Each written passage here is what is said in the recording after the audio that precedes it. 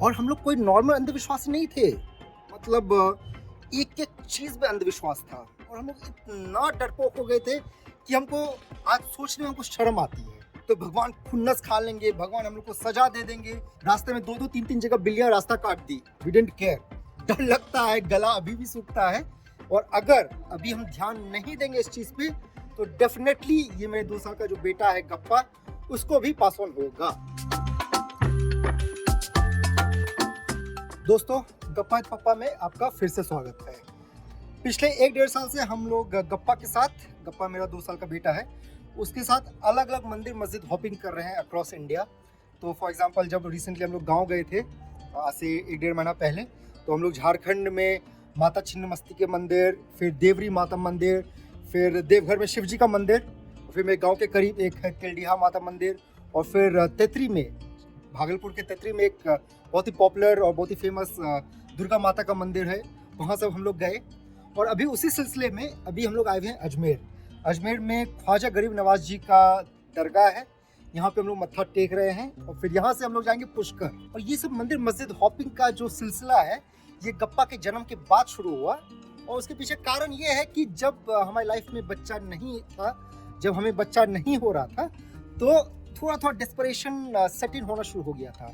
हमसे ज़्यादा डेस्परेशन में मम्मी में, और वो अलग अलग मंदिर मस्जिद हॉपिंग करने लग गई थी, बहुत ही डेस्परेटली प्रे करने लग गई थी और हर जगह प्रॉमिस करती थी कि अगर सन्नी को बच्चा होगा तो हम आएंगे फिर से थैंक यू बोलने के लिए।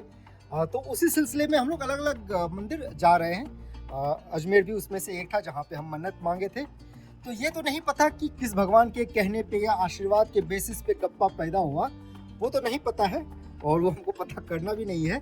लेकिन अगर आपके दिमाग में लग रहा है कि अरे ये लोग तो बहुत ही सुपरस्टिशियस, बहुत ही अंधविश्वासी लोग हैं, तो आप बिल्कुल भी गलत नहीं सोच रहे हैं। हम बहुत ही अंधविश्वासी थे, अभी भी थोड़ा सा अंधविश्वास बचा हुआ है, लेकिन हमारा जो इतिहास रहा है, हमारा पास्ट रहा है, उसमें अंधविश्वास कूट कूट कर भरा हुआ था। इनफैक्ट ये अंधविश्वास हमको लगता है कि हमको विरासत में मिला है मेरे पेरेंट्स से।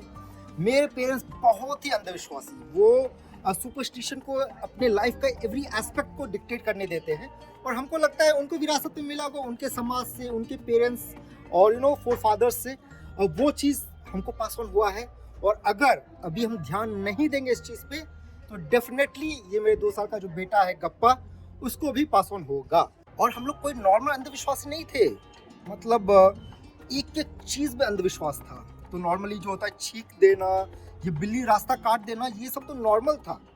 इसके अलावा मान लीजिए शीशा फूट गया या दूध गिर गया, आईना फूट गया, या किसी विधवा ने टोक दिया, या कुछ गलत सोच लिए तो, या कुछ गलत बोल दिए तो टच वुड, या टच वुड नहीं है तो टच हेयर, कुछ भी anything to cut off the bad women.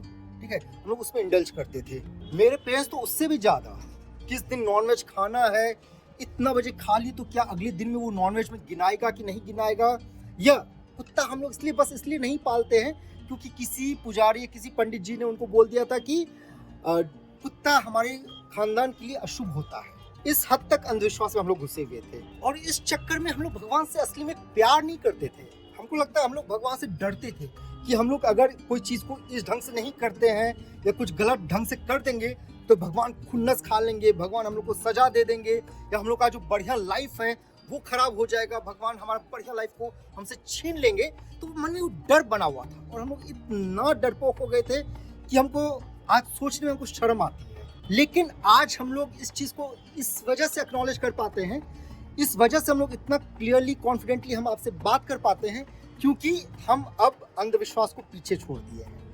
अब हम बिल्कुल भी नहीं डरते हैं। थोड़ा सा लगता है डर, अभी भी थोड़ा सा लगता है, अभी भी लगता है कि अगर भगवान गुस्सा गए, डर लगता है, गला अभी भी सूखता है, लेकिन एक तरह से हम लोग बिल्कुल भी माइंड नहीं करते। तो अभी हम लोग जैसे गोवा से निकल रहे थे तो किसी ने छींक दिया, जनरली हम लोग 10-15 मिनट वहाँ पे बैठ जाते, इमीडिएटली अपना जर्नी स्टार्ट नहीं करते और we would let the bad moment पास।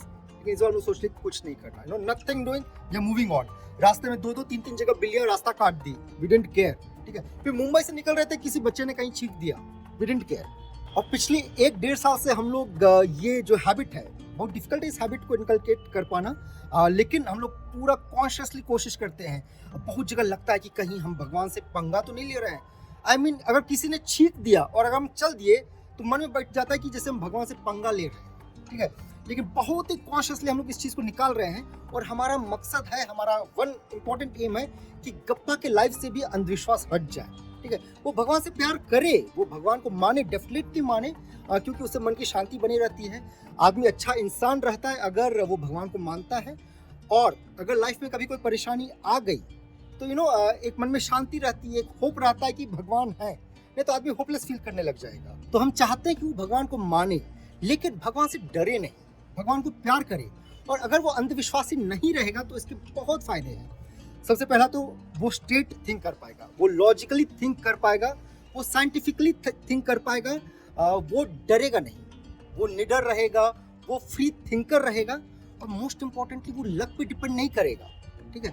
वो ये नहीं सोचेगा कि अगर हम ये चीज़ कर देंगे, ये पूजा ऐसे कर देंगे, या ये प्रथा मान लेंगे तो मेरे साथ कुछ अच्छा हो जाएगा, या मेरे साथ जो अच्छा हो रहा है वो खराब नहीं होगा अगर हम ये अंधविश्वास को, ये प्रोसेस को अगर हम फॉलो करेंगे, ठीक है। अगर उस चीज़ को हम उसके लाइफ से निकलवा सकते हैं, I think that would be one of the best gifts I can give to him.